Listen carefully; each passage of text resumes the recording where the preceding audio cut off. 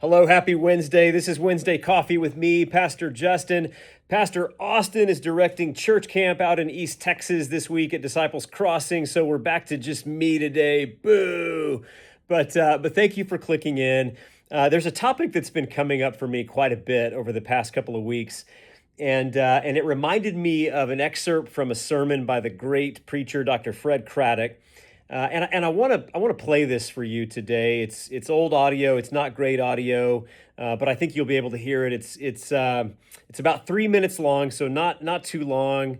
Listen to. I think you'll be blessed by these words as Dr. Craddock talks about a story from early in his ministry, a story of church, what church is really all about. Check this out, and then we'll unpack it together.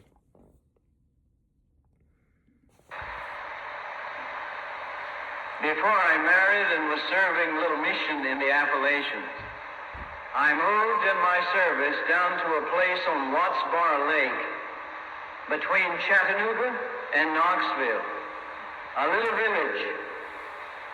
It was the custom in that church at Easter to have a baptismal service. And my church immerses, and it was held, this baptismal service, in Watts Bar Lake on Easter evening at sundown.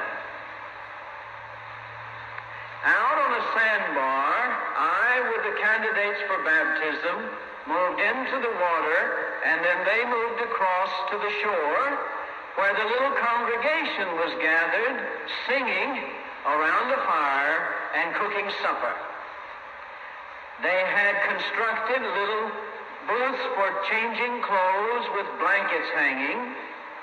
And as the candidates moved from the water, they went in and changed clothes and went to the fire in the center. And finally, last of all, I went over, changed clothes, and went to the fire. Once we were all around the fire, this is the ritual of that tradition. Glenn Hickey, always Glenn, introduced the new people, gave their names, where they lived, and their work. And then the rest of us formed a circle around them while they stayed warm at the fire. And the ritual was each person in the circle gave her or his name and said this: my name, and if you ever need somebody to do washing and ironing, my name is, if you ever need anybody to chop wood, my name is, if you ever need anybody to babysit, my name is, if you ever need anybody to repair your house, my name is, if you ever need anybody to sit with the sick, my name is, and if you ever need a car to go to town, and around the circle. And then we ate, and then we had a square dance. And at a time they knew, I didn't know, Percy Miller, with thumbs in his bibbed overalls, would stand up and say, it's time to go. And everybody left, and he lingered behind, and with his big shoe, kicked sand over the dying fire. And my first experience of that, he saw me standing there still. And he looked at me and said, Craddock, folks don't ever get any closer than this. In that little community, they have a name for that. I've heard it in other communities too. In that community, their name for that is church. They call that church.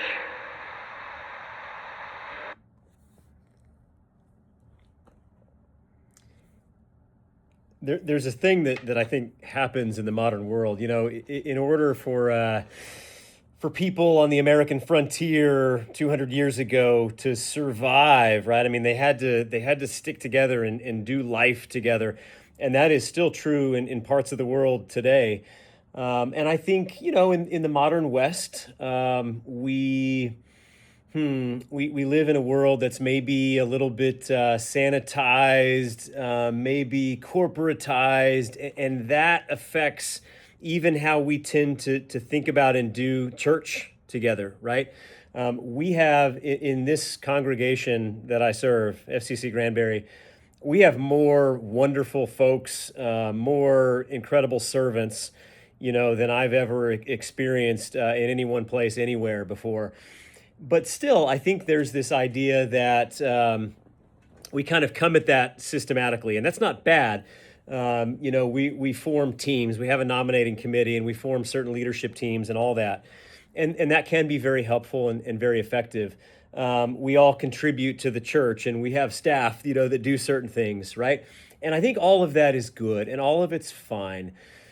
And I think there's something to be said, even and especially now, for church, for a group of people doing what they need to do to take care of each other, right? Maybe we tend to think about life stuff like that as stuff that happens in other ways, right? We have incomes and we go hire people to do certain things, and we have other social support systems, and then church is something we do together on Sunday morning, right? All of that is maybe okay too, but I wonder what it might look like for us to reclaim a little bit this call to kind of come together and do the little things that we need to do to take care of each other. And I will tell you that we have increasingly had, as we grow as a congregation, probably once a day now, somebody will reach out and say, is there anybody that could help me with this, whatever that is. And maybe we're the only church around that doesn't already have this. Maybe it's my fault. But alongside all the teams that we have, I'm wondering if we don't need to just have, a big, I love spreadsheets, right? So a big spreadsheet that has the names of all our people and then exactly what Fred Craddock was talking about in that message. My name is, and if you ever need, right? So I'm going to work on that here over the next couple of weeks. And if you're part of FCC Granbury or you'd like to be, I would encourage you. We'll send it out in the newsletter. We'll put out a piece of paper over in the narthex outside the sanctuary. And I want to invite people to write their names down and then, complete that sentence for them. If you need, call on me. If you need somebody to help you change your tire, call on me. If you need somebody to mow your yard, call on me. If you need somebody to help you out with a meal, call on me.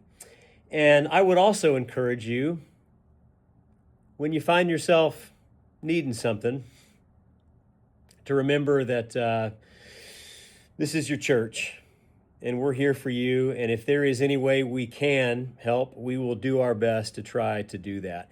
If you do church somewhere else and you've just happened upon this video today, I would ask you to think about that still. What is that thing outside of your specific team involvements and volunteer involvements?